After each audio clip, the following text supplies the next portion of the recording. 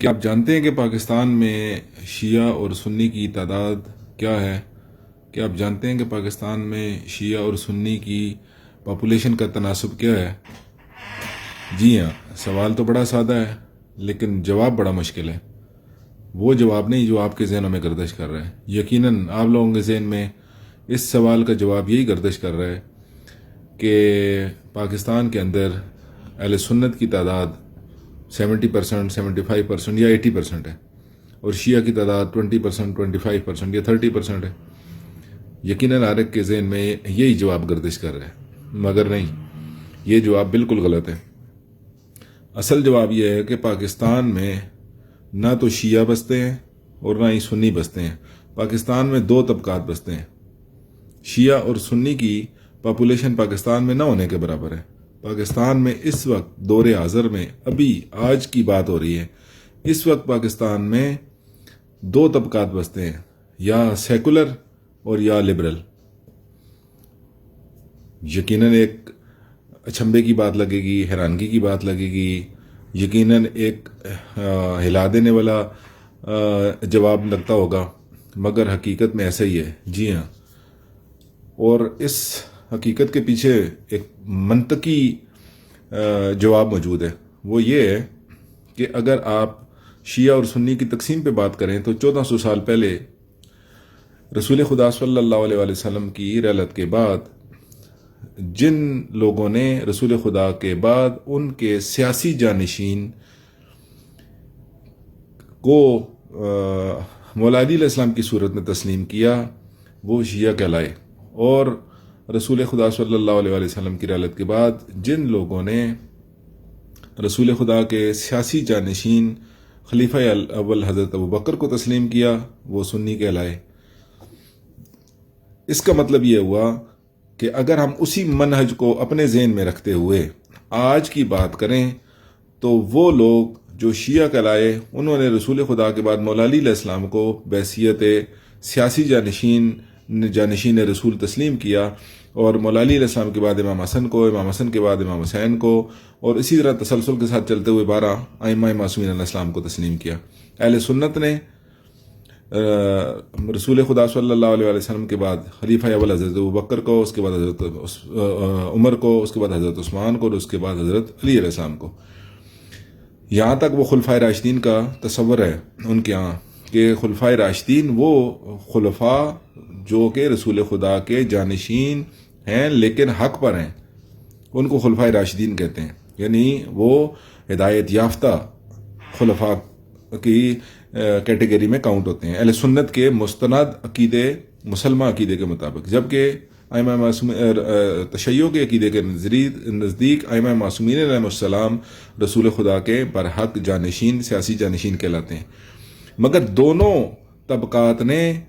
ایک خاص مدت تک اپنے اس نظریے کو قائم رکھا، اس نظریے پر قائم رہے، اس سے وابستہ رہے، اس سے وفاداری دکھائی۔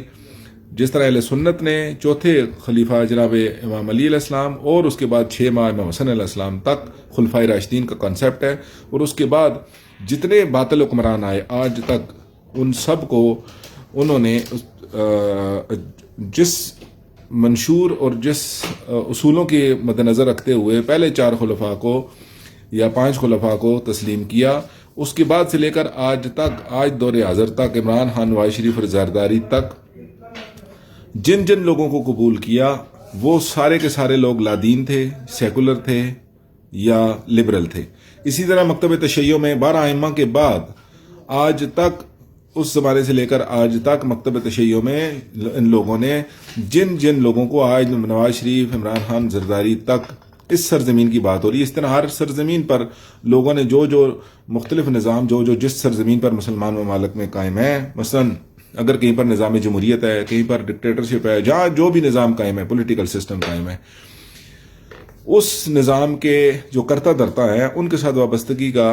اظہار کرتے ہیں، ان کے ساتھ تمسک اختیار کرتے ہیں، اور اسی نظام کو مضبوط کرنے میں جتے ہوئے ہیں اور بھرپور بڑھ چڑھ کر حصہ لیتے ہیں۔ لہٰذا اس صورتحال کے تحت کہ جس نظریے اور جس منشور اور جن اصولوں کے تحت مولا علی علیہ السلام کو شیعہ نے بحیثیت جانشین رسول، سیاسی جانشین رسول قبول کیا تھا. اس کے بعد امام حسن علیہ السلام، امام حسین اور 12 ائمہ تک جن اصولوں کی وجہ سے ان کو سیاسی جانشین قبول کیا تھا،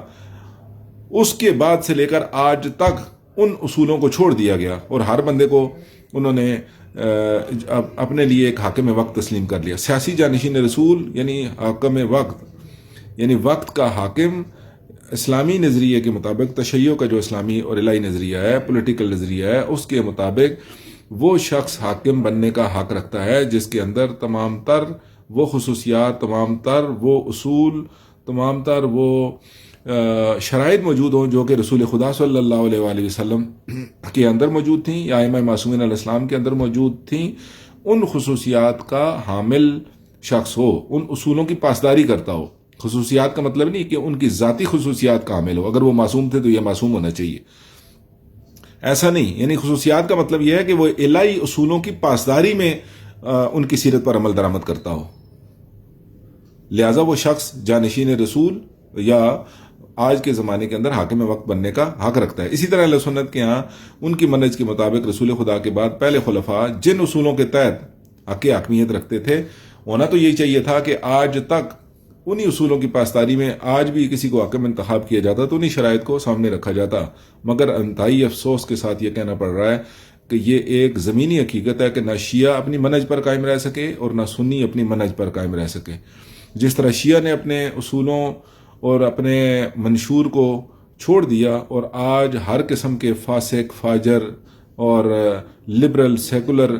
طبقات کو اپنے لیے بحیثیت حاکم قبول کیا ہوا ہے، جبکہ انہی لوگوں نے، انہی کے آباء و اجداد نے ماضی میں بڑے بڑے ظالم اور جابر حکمرانوں کے زمانے کے اندر بھی کچھ مخصوص لوگوں نے اپنے آپ کو صلاحی منشور سے ہٹانے کو گوارا نہیں کیا. لیکن اگر آپ دیکھیں تو بے شمار ایک تعداد، چاہے وہ تشیع کی ہو یا اہل سنت کی ہو، ایک خاص وقت تک، جس طرح تشیع میں 12 ائمہ تک اور اہل سنت میں امام حسن علیہ السلام تک اپنے اصولوں کی پاسداری کی. اس کے بعد دونوں طرف تھوڑے تھوڑے قلیل تعداد میں لوگ ایسے تھے جو اس منہج پر قائم رہے، لیکن ایک کثیر تعداد اپنے منہج پر قائم نہ رہ سکی، جس کی وجہ سے وہ اپنے راستہ، اپنے اصول، اپنے منشور سے ہٹ کر آج اگر ہم آج کی بات کریں کہ جو سوال ہم نے اٹھایا کہ آج اس سرزمین پاکستان پر اگر ہم نگاہ دوڑائیں تو اس وقت انہی اصولوں پر، جن اصولوں پر مکتب تشیع نے مولا علی علیہ السلام کو بحیثیت حاکم اور 12 ائمہ کو بحیثیت حاکم سیاسی جانشین رسول کے طور پر تسلیم کیا تھا اور حاکم وقت کے طور پر تسلیم کیا تھا. سیاسی جانشین رسول کو تسلیم کرنے کا مطلب حاکم وقت کا جو ہے اس کو تسلیم کرنا ہے، اس کی بیعت کرنی ہے، اس کے ساتھ اظہار اپنا وفاداری کرنا ہے. اسی طرح اہل سنت کے ہاں جانشین رسول اگر خلفاء کو تسلیم کرنا ہے تو انہی ہی کی سیرت اور روش پر چلتے ہوئے آج تک اسی قسم کے لوگوں کو قبول کیا جاتا ہے. مگر افسوس، صد افسوس کہ آج کوئی بھی پاکستان کی سرزمین پر اگر اب نگاہ دوڑائی جائے تو نہ کوئی شیعہ نظر آتا ہے اور نہ کوئی سنی نظر آتا ہے، بلکہ سارے لوگ شیعہ اور سنی مل کر یک زبان، یکجا ہو کر سیکولر اور لبرل طبقات کو اپنے لیے حاکم تسلیم بھی کرتے ہیں، حاکم انتخاب بھی کرتے ہیں اور اس حاکم سے عشق بھی کرتے ہیں اور اس کے ساتھ اظہار وفاداری بھی کرتے ہیں. لہٰذا اس سوال کا جواب جو آپ لوگوں کے ذہن میں گردش کر رہا تھا وہ قطعاً کسی صورت میں منطقی، عقلی اور الہی بنیادوں پر قبول نہیں کیا جا سکتا. کہ یہ اسی طرح ہی ہے کہ جیسے اگر آپ کسی چیز پر، مثلا ایک چیز ہے اور اس پر کسی اور چیز کا اگر آپ ٹیگ لگا دیں، اگر آپ ایک رکشے کے اوپر اگر آپ مرسیڈیز کا اشتہار لگا دیں، ٹیگ لگا دیں اور کہیں کہ یہ مرسیڈیز ہے، تو وہ آپ کے ٹیگ لگانے سے مرسیڈیز نہیں بن سکتی. اسی طرح اگر ہم اپنے آپ کو شیعہ کا ٹیگ لگا کر یہ ثابت کریں کہ ہم شیعہ ہیں اور اہل سنت اپنے اوپر ٹیگ لگا کر ثابت کریں کہ یہ سنی ہیں، تو ایسا ہرگز نہیں ہو سکتا. الہی منطقی اور عقلی بنیادوں کی بات ہو رہی ہے. میں اور آپ ایک دوسرے کو تو تسلیم کر لیں گے کیونکہ میں نے کہہ دیا اور آپ نے قبول کر لیا، آپ نے کہہ دیا میں نے قبول کر لیا، لیکن الہی اصولوں پر، خدا کی برگاہ میں، ائمہ معصومین علیہ السلام کی برگاہ میں، صحابہ کی برگاہ میں، ان اصولوں پر جن پر وہ خود قائم تھے، آج ان اصولوں پر آج کے زمانے کی عوام کیا قائم ہے؟ کیا ان اصولوں کی پاسداری میں اپنا حاکم انتخاب کرتے ہیں؟ نہیں کرتے. یقیناً آج نہ کوئی سنی اور نہ کوئی شیعہ اپنی منہج پر قائم رہ سکا، بلکہ سارے کے سارے اس وقت یک زبان ہو کر لبرلزم، سیکولرزم کی پرچار اور اس کی ترویج میں مصروف نظر آتے ہیں۔